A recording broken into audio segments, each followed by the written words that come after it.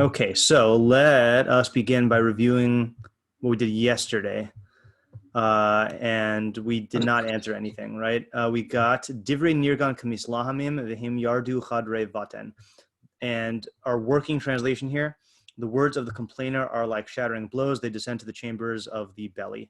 And there are other translations we had also, right? But let's just, we'll stick with the initial translation for now. And then I guess if we succeeded in or I guess whether or not we succeed in explaining this pasuk according to this translation, if we have time, we can explore some of the other ones. In fact, we can actually delete the ones that are very similar, and then just leave up the ones that look like they're different ideas. Yeah, I think that's probably it. Okay, good. So our questions were, what is a nirgan? And let's modify that in accordance with our translation. Now, what is a complainer? And I guess that can really be split into two questions, which is, what is the definition of complaining?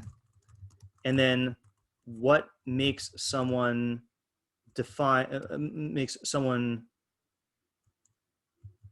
a complainer? And I think you can have at least like two answers to that question, right? What would the two approaches be for defining a complainer, even without defining complaining? Someone who complains. Can you be more specific?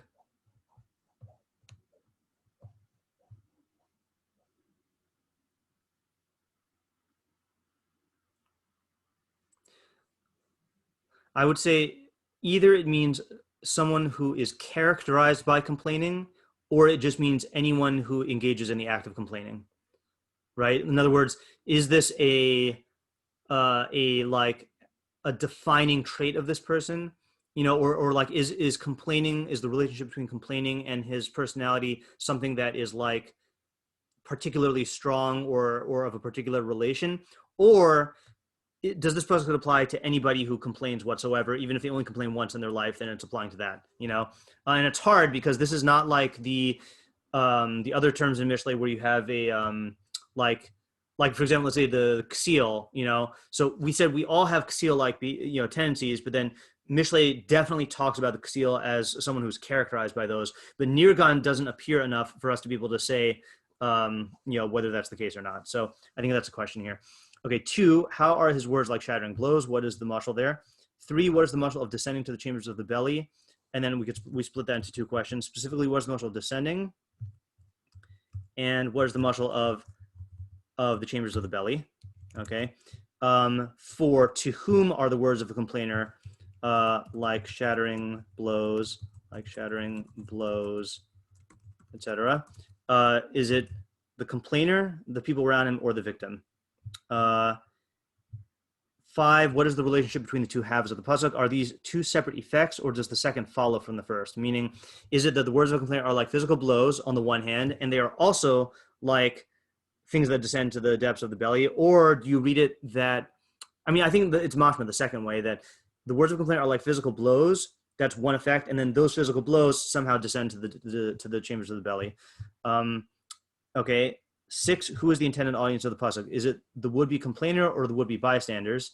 And then if it's the bystanders, is it addressing them as potential inciters of the complainer's complaining, or is it talking about completely innocent bystanders? Insiders too strong of a word. Potential triggers for the complainer's complaining, right? Or is it talking about like if you're standing there and you're not even interacting with the complainer, but you're in a library and you're just studying, and then someone is complaining, like does that pasuk apply to you? Or is it if you are in a library and you go up to the complainer and say it's cold in here, and then he starts complaining?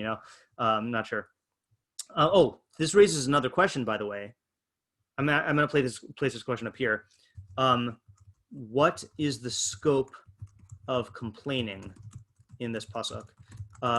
In other words, is it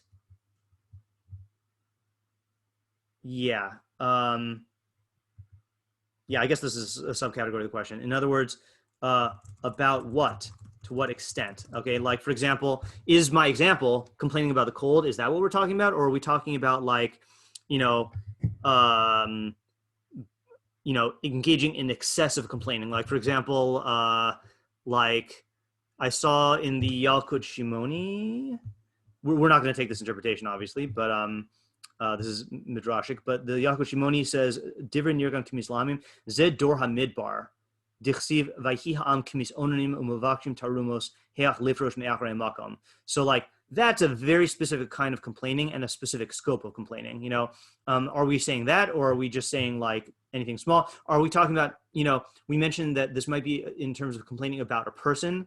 So is there a difference between complaining about a person versus complaining about like environmental circumstances? What's the scope? Okay, 7, why does this pasuk appear twice verbatim in Mishlei? That's unusual. And then 8, what is the opposite of the pasuk? And then we'll add our question here, even though I think this is going to be explained to be Mela. What is the practical decision making advice? And this is really flowing mostly from the question number 6. Who's the audience? Okay, so we got our questions. I'm going to see if I could get this all on one page so we can see this here, and we'll actually move these below and make this size 11. Okay, so I don't know about you, but where do you think we need to start? I think it's pretty obvious, but what does complaining mean? yeah, I think so. Right. So what is complaining or a complainer? Well, really, what is complaining? Yeah, you're right. That really is the more primary thing. So how do you define complaining?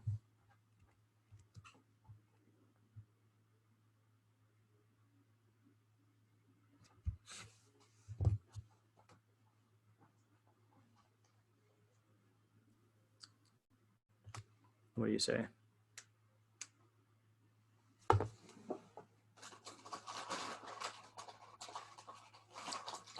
Can you say like to express like an annoyance at the way that things are?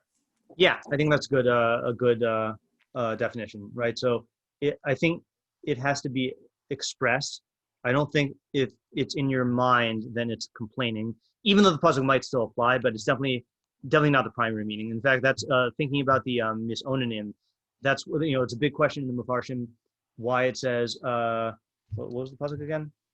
Says vayhi ha'am kim misonanim. So they were like complainers. And so some explain that to mean that they weren't actually, they didn't actually have anything to complain about. They were looking for an excuse to separate from God.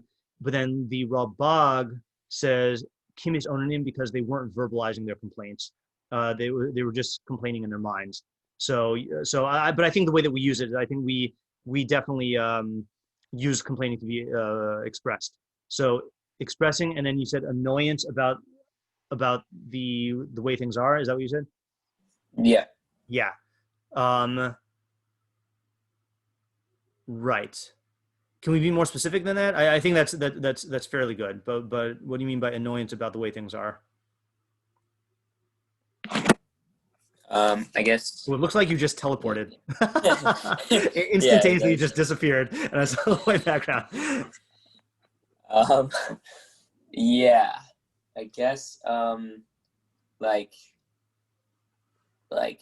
the person wants things to be a certain way, and they turn out differently. Okay, good. Right. So it's not just in abstract complaining about the way things are, like the freezing point of water is 32 degrees Fahrenheit. It's not just the way things are, but it is the fact that things are not in a way that is in line with their desires. Right. Good. So I think that's a good definition, right? So expressing one's annoyance or dissatisfaction or anger. I think there's a lot of different particular emotions, that or modes of complaining, but I think they're all related. Expressing one's dissatisfaction, frustration, anger at the fact that reality is not in line with their desires. Okay, good. So let us then. So now we have the definition of complaining. You know what we should actually do, by the way? We should do this in general, is as we answer questions, we should acknowledge that we've answered them, just so we can make sure that we don't omit any. You got to take a lesson from the Rambam in the meaning of mitzvahs, right? You got to list everything to make sure you don't miss anything. Okay, so let's hold off on the question of what makes someone a complainer and what is the scope of complaining, because I think that's going to have to be dependent on how we learn the second half. So now let's try to crack the muscle of the shattering blows and descending to the chambers of the belly.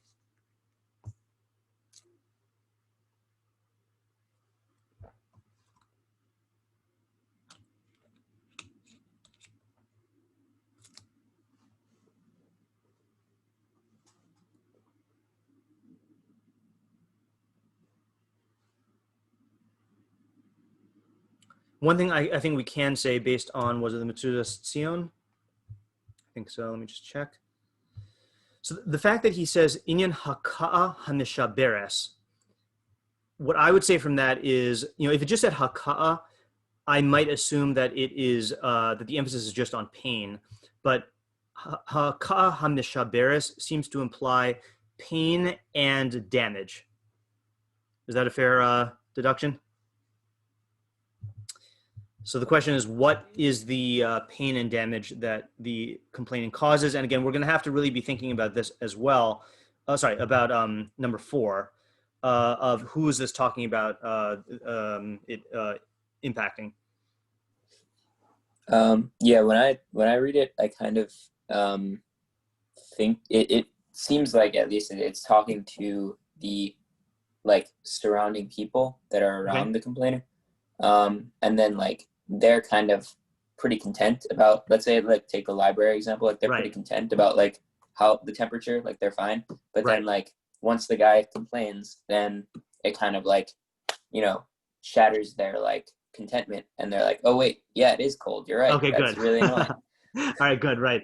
So is that, so see, when you say that, to my mind, that seems to be more of a, to me, that fits better with descending to the depths of the belly. In fact, if you take Sadigon's translation and you say mind, right, which again, I don't think that's, I would not have said that for Beten, but apparently he has a basis for saying that, then that to me is your interpretation is a good interpretation. In other words, I mean, and I think there still is something in what you're saying. In other words, they were fine, then the complaint hits them, that's the shattering blow, but then it has a lingering effect that causes the dissatisfaction of the complainer to like seep into the belly or the mind of the listener, which like then remains with them in a discontented way. So let's just take that approach and see, can we split that into 2 effects and just define each one in a cleaner way?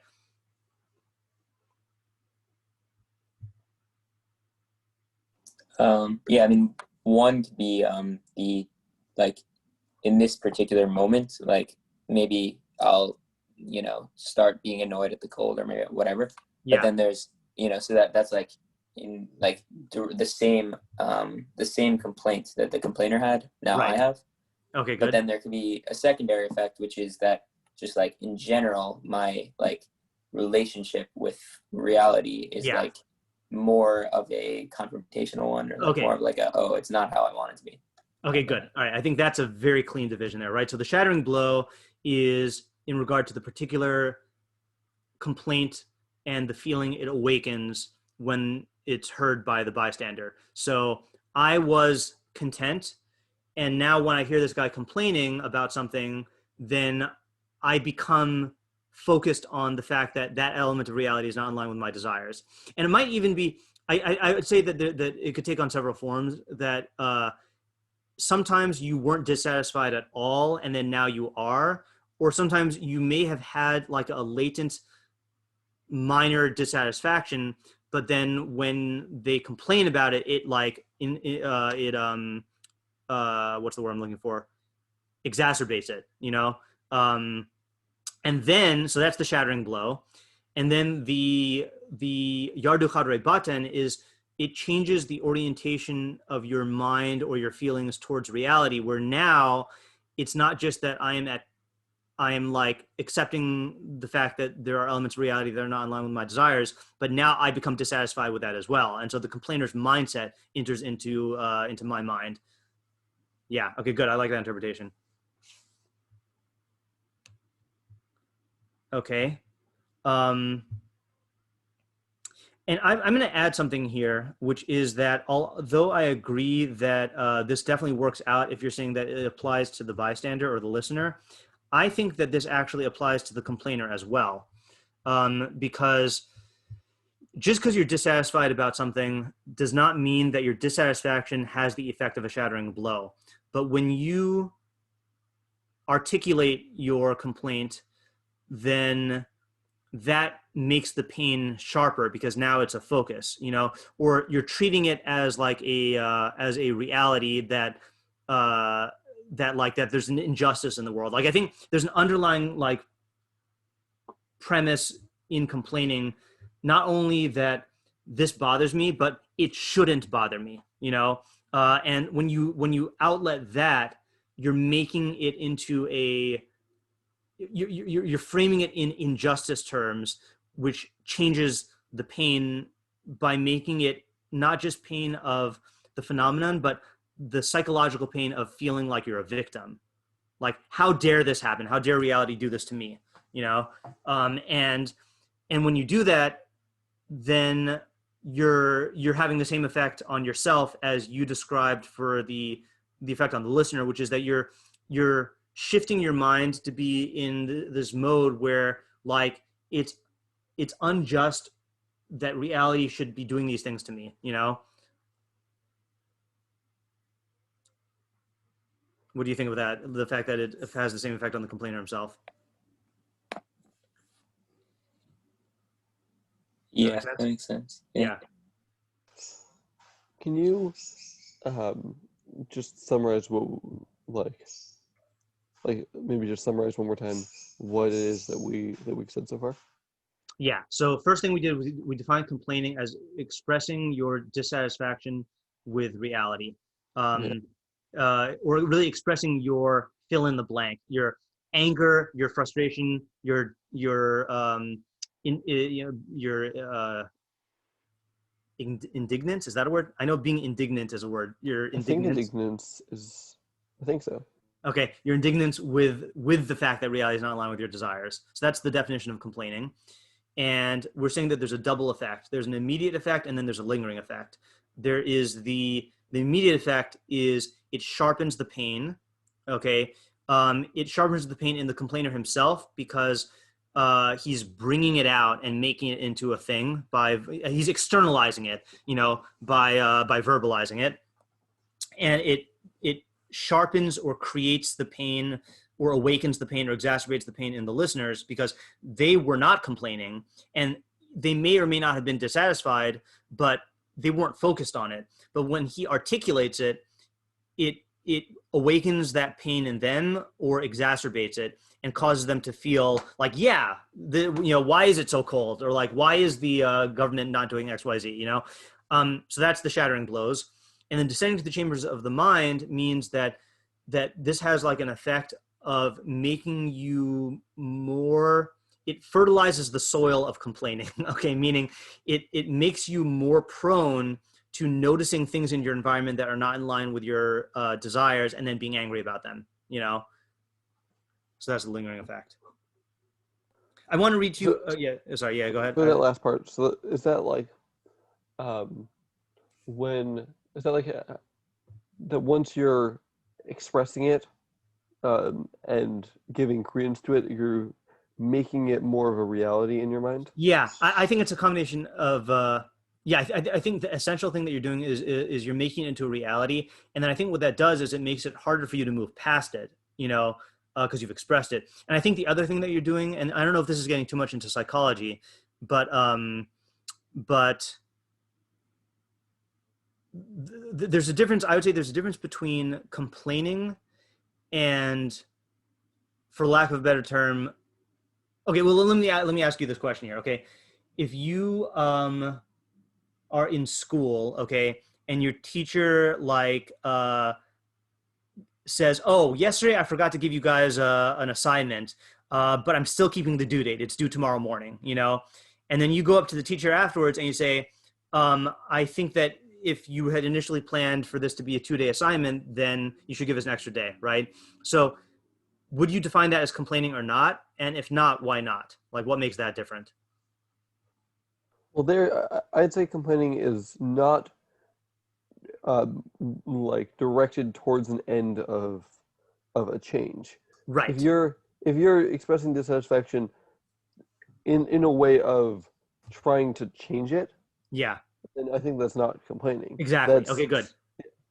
Right. And I'd say even I go so far as to say even if the practical um like the practical change you're striving to make stems from the same type of dissatisfaction with reality, the fact that you were actually um acting on it in a constructive way makes it not complaining. I mean, it's very similar to lashon hara, right? Where if lashon hara is litoeles, then it's not lashon hara. You know, if you're doing it for a constructive purpose. So same thing with complaining. And so I think so. Commenting on that, I think that there's another reason why complaining um, has this effect on you in terms of the descending to the chambers of the belly. One is what you said, Isaac, which is it makes it into a reality, like it externalizes it and makes it into a reality. But the other is I think you are retreating into an infantile mentality or a childish mindset. And by that, I mean that there was a time in your life, in everyone's life, where merely crying about something actually changed reality. When you're a baby and you experience pain, you cry, not trying to change something. It's just expressing your pain, and immediately your parents swoop in and they take care of stuff, you know? And what happens is that mentality remains in your psyche and expresses itself as an adult when you will cry or whine about something and there's a latent underlying feeling that I can change things by crying about it. You don't consciously think that, or you don't actually like believe that you can change things by crying, but that's the feeling, you know? So I think what it does is the other reason why this descends to the chambers of the belly is it comes from the chambers of the belly, that when you complain, you're regressing to a very infantile, childish mentality where if I cry, then things will change, you know, and that makes it that exacerbates the pain also because it makes it into when you're a child, when you're a child, I mean, your ego is not even really developed. I mean, you are pure ego, but you're not even like it's not corrupting your thinking in any way. You're just crying because that's what animals do, you know. But when you're an adult and you regress to that childish mentality and then you complain, you're really reinforcing this notion, this very Seal-like notion that the world should revolve around me and that I should be able to change things just by voicing my complaints, you know. So I think that's what makes it harder to move past, and that's what like exacerbates the pain. Also, like as a uh, child, in a sense, it is a like practical solution to your Right. problem. Yeah. Right. It is a practical solution, but I would still say that it has a practical effect, but I don't think it registers in the mind as a practical action because I don't think the child's capable of like engaging in crying as a practical action, you know? So that's why I'm saying that even though it has a real effect, then when the baby does it, it still is complaining.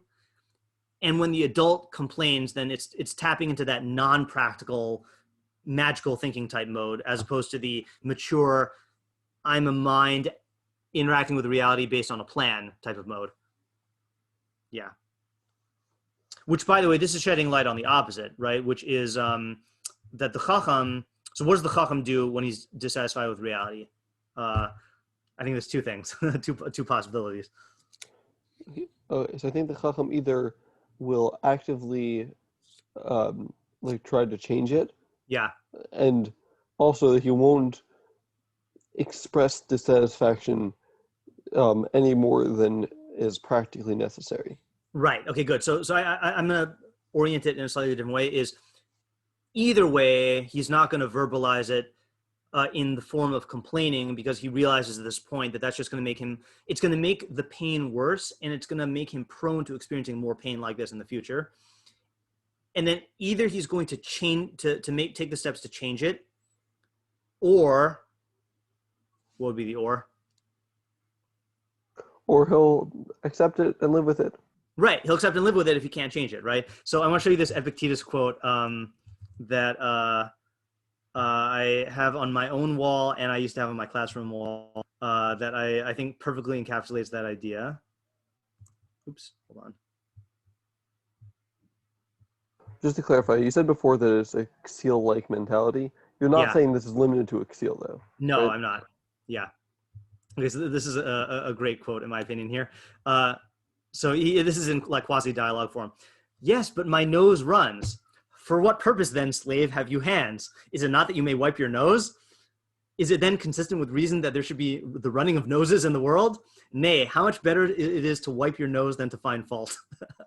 Right? So if your nose is running and you complain about it, so like, why are you complaining about it? First of all, wipe your nose, like do something about it. And secondly, like, are you bemoaning the fact that noses run in the world? That's idiotic. Like noses will run, you know? so like either do something about it or not, you know? So I think that's what the Chacham does. Okay. Oh, so we have also answered number 5, right? What's the relationship between the two halves? Is that the second one does flow from the first, because it implants the seed of the complaining mindset into your mind. Who's the intended audience of this pasuk? So what would you say based on what we said so far? Is it the would-be complainer or the would-be bystanders? And if it's for the bystanders, is it addressing them as potential triggers for the complainers complaining, or is it talking about completely innocent bystanders who are like sitting in the library when they hear someone complain?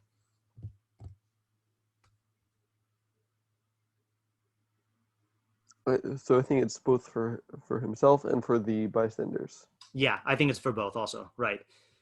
And I think what you can do actually now, I think this also explains number 7, because remember when we looked it up in context, the second instance of this pasuk is all about inciting quarrel. So I think for that, you can say what what you said about how it's if you know someone is a complainer, then don't set them off, because that's going to end up being bad for you.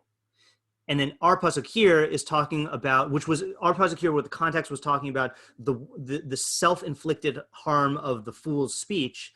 That's talking about you as a would-be complainer primarily, you know, that you should not complain because it's going to have this effect on you. And also, again, like the bystanders one really the innocent bystanders fits into either one. But I think the two primary ones are this parak is talking about the harms on the complainer, and then the other parak is talking about you as someone who has the potential to awaken that in a complainer, and saying don't bring that up to them. You know, if you know someone is a very complainy person, then don't say this. Yeah. Okay. So I have 2 things. One is fleshing out, I think, what it would mean in the other context. Yeah. And the second is noting a paradigm shift that we had. So I think in the other context, it's that if you know that someone's a complainer, then if you cause them to complain about you, then they're going to amplify the harm that you've done to them in their mind. Right. So it's not, they're not going to be like, oh, you know, that guy just like cut me off. They're going to be like, that guy cut me off, and right. and it'll, like, the magnitude of what you did will be, like, in terms of like how they react, will be much greater than what you did, right? Because they're a complainer, right? And just comment on that before you say your second thing is, I think that quantity is a reality in this subject here, meaning that we all don't like it when reality is not in line with our desires. But what you want to do is you want to keep that at a dull pain with as little ego as possible. But when the complainer complains about it, it amps up the pain, and it makes it into an ego pain by emphasizing your victimhood, or your feeling of victimhood. And that's something that like is that's something you can control. Like whether or not reality dissatisfies you, I don't think that's something you can consciously control in the moment. You know, either it does or it doesn't. But you can certainly like prevent it from being exacerbated and increased. And then by doing that, you're preventing it from having that effect in the future. Like, meaning the more you practice the chacham half of this pasuk, then the less prone you will be to having those complainers' reactions in other areas. Yeah. Question. Let me I actually want to go back to Sure. Isaac's, he had a second point, and then we'll go back to your question. Sure. Yeah. You're on mute again, Isaac. Zev, unless what you were saying is about the same thing. I'm not sure. I don't know. Go for it. Is it about how it appears, like the quarrel aspect of it? No. Different. Okay, yeah. So then, so I'd just say the second thing, which is that I think when we started talking about this, we like semi-assumed that it was complaining about someone. But I think this also like applies to, I think like now the way we're talking about it, it applies to complaining about like physical phenomenon or whatever that you don't like. That have Right. nothing to do with, there's no subject, there's no person who's the subject of the complaint. Right, exactly. And I think the reason why we were assuming, or I can't speak for you, the reason why I was assuming that is because Haka'a Hamashaberes sounds like an act of violence against someone, you know? But And here I think it's natural to think that. Incidentally, by the way, when I learned this with Josh Kogel over the summer, and just to quickly show you the interpretation that we came up with, it's related, but we learned it that it is about complaining about someone. So what we said here, and Zev, hopefully you remember your question. So the idea we came up with is complaining is an act of verbally expressing one's dissatisfaction with the fact that reality is not in line with one's preferences. That part's the same. Those who complain can bring about serious harm to the object of their complaints. And although they may rationalize it by saying, I'm only venting, their negative speech can cause as much damage as shattering blows. So we learned that when you complain about a person or about an institution or about, something in reality, so you feel like you're just thinking out loud, and thinking can't do harm. But, and that's what, this is reflected in the Torah's principle that Hihur Lav Kedibur Dami, that like, that the way the human psyche is wired is you don't feel like speech is an action. But when you complain, you can actually bring about real harm to the person. Like I was thinking about this yesterday.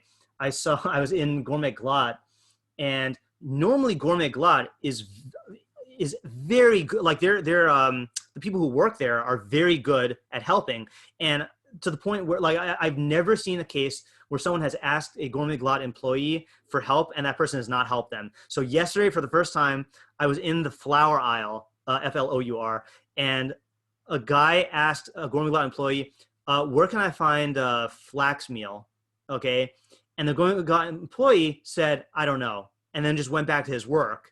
And I was like taken aback, and I decided to show the guy where the flax meal is, and I was thinking to myself, there are people who would report this guy to his superiors, Now, whether or not that's a good thing to do, and whether or not you think that you are being practical or complaining, let's say you complain about this guy, okay, not in order to like ensure that Gourmet Glatt remains a good grocery store, but just out of complaining, you could get the guy fired, Now, again, you can argue whether that's good or bad, but I think the person who's complaining doesn't necessarily realize that there's real harm that could be done, Or another aspect, another example that I was thinking of is if you listen to interviews with YouTubers, okay, they'll inevitably say, or I guess any content producer, but I'm thinking YouTubers, they'll inevitably say that they could get 99% good feedback,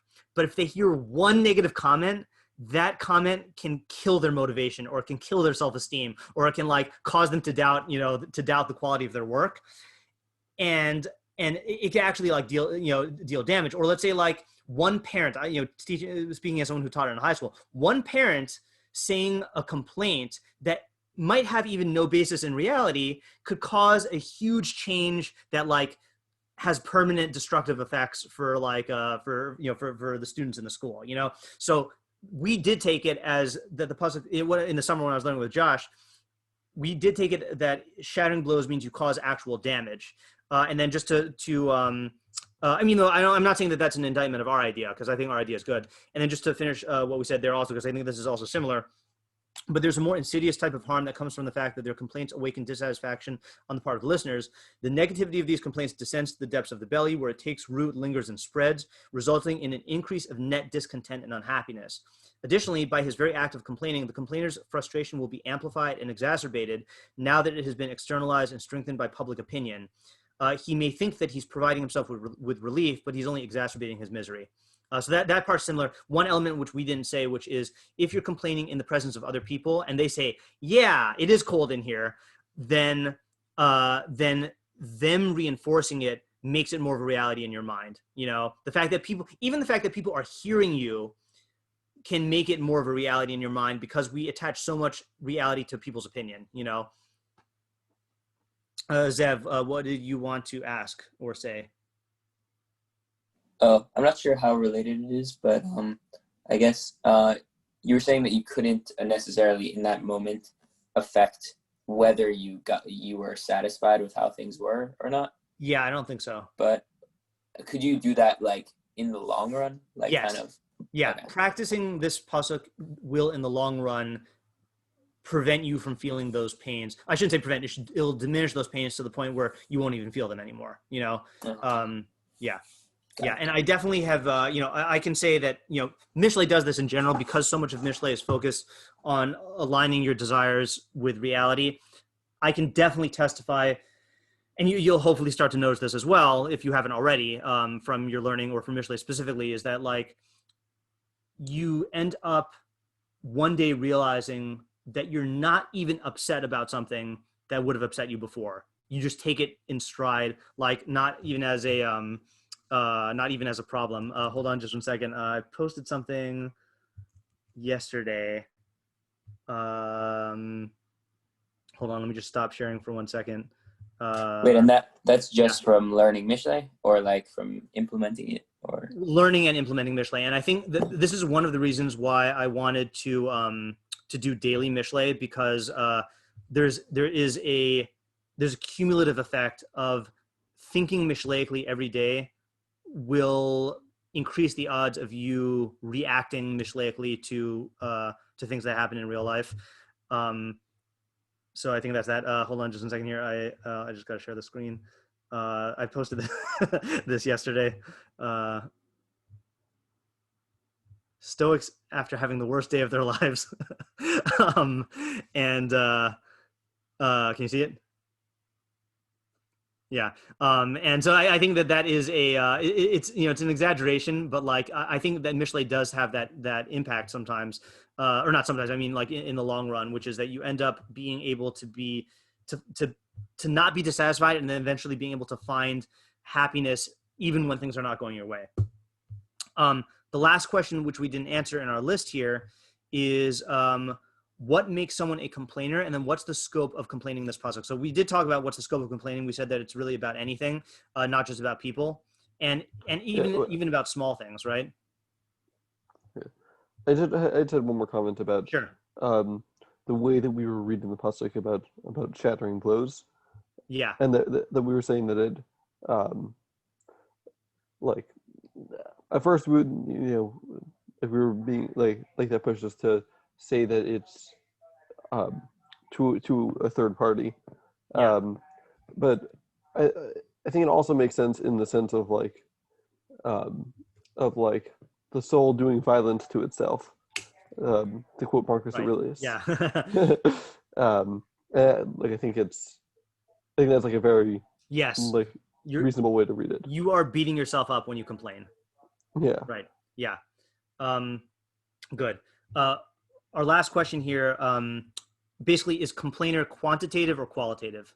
Are we talking about like, does this pasuk apply to everyone in all their degrees of complaining, or is it dafka to a person who's like defined by complaining? I think it's anyone who is doing the action of complaining, not someone who is categorically complaining. Exactly. I think it is quantitative, right? Is anyone who is complainer as defined by one who engages in the act of complaining, and certainly to someone who is a complainer as a personality type, then this would apply a lot. But yeah. And then what's the practical decision-making advice? I think is very clear, which is don't complain and avoid people who are complainers to the extent possible, and avoid triggering their complaining, because all you're doing is creating problems for yourself. And I think that this is something that, again, not to gender stereotype, but in the time that I've taught girls and the time I've taught boys, I've found, and maybe this is just in high school age, or like, I don't know, and maybe this is just my misunderstanding here, or my misperception, is 9th grade girls complain a lot. Okay, maybe 9th grade boys do also, but just in my experience, and when you ask them, or when you bring this up to them, they'll say, I'm just venting, or like I need, they'll say something to the effect of like, I need to do it to make myself feel better. And what I try to get them to realize is no, it's true. There is a certain release in saying what's on your mind instead of keeping it pent up, but that's just a relief in terms of the pain of keeping in your complaints. But what you're actually doing is you're exacerbating the pain of the phenomenon you're complaining about, and you're making yourself more prone to complaining in the future, and you're increasing net discontent with the people around you, and you're making it worse. And so much so that I had a policy. See, you can do stuff like this when you're a high school teacher. I had a policy, unofficial policy, off the books policy. When a student would, let's say like before class starts, when a student would come into the room complaining, I would make them leave the room and then come in again without complaining. Because I did not want this to be a complaining-free. I wanted this to be a complaining-free zone, and so I would say like What do you go mean out. coming in complaining?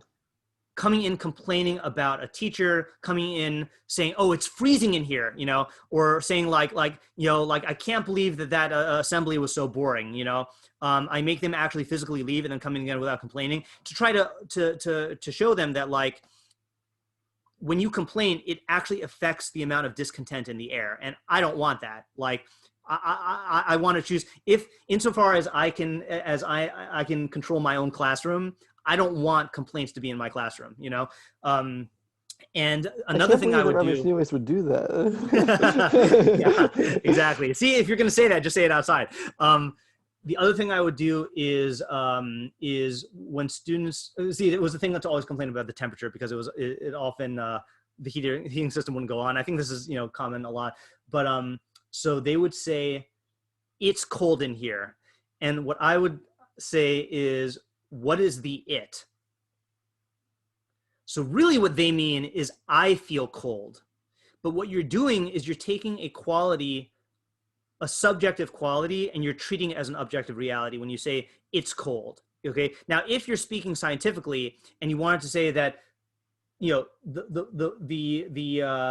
weather outside is colder than it usually is at this time of year, so then you're making an objective statement. Or when you touch a piece of ice and you say that it is cold, and you define cold as something that is like beneath freezing, fine. But when you feel cold and you say it's cold in here, you're taking a purely subjective relational feeling about yourself and you're treating it as an objective reality. And it's absurd, because you'll have cases where like students will say, "It's cold in here." No, it's not. Yes, it is. No, it's not. But if a student actually just said, "I feel cold," and the other student said, "I feel warm," so now they're not arguing about objective reality anymore. They're just acknowledging that this is, that this is their feeling. Same thing when you say to that so-and-so is a boring teacher. No. All you have the right to say is, "I am bored by so-and-so," or maybe many students are bored by so-and-so, or even all students are bored by so-and-so. But it's not boring is not a quality of the teacher. It's a quality of a listener's level of interest in the teacher. And I guarantee there's one person who is not bored by that teacher. It's that teacher, because teachers love to hear themselves talk, so they're not boring, So I think that this is another strategy you can use to prevent the effects of this pasuk, which is when you find yourself. Well, and it was like this. One of the masquerades of a complaint is you couch it in objective terms. So it feels like you're making an observation about reality, but really what you're doing is you're just complaining. So one of the things you can do is you can consciously try to catch yourself doing that. And when you are going to complain, let's say you're going to complain, at least speak accurately. Don't say, "It's so cold in here." Say, "I feel cold." And then you're highlighting the fact that you're really just like venting your own feelings. You're not actually making a statement about reality itself. Alrighty, good. This, in my opinion, is, there's certain Mishlei pasukim that come up more often than others in real life. This is one of them. And so I think this is one that pays to review and to keep in mind and like to work on implementing, more than some of the specific ones that only come up every once in a while. Alrighty, we good? Awesome. Thanks. All right, good. All right, see you later. Why are there only like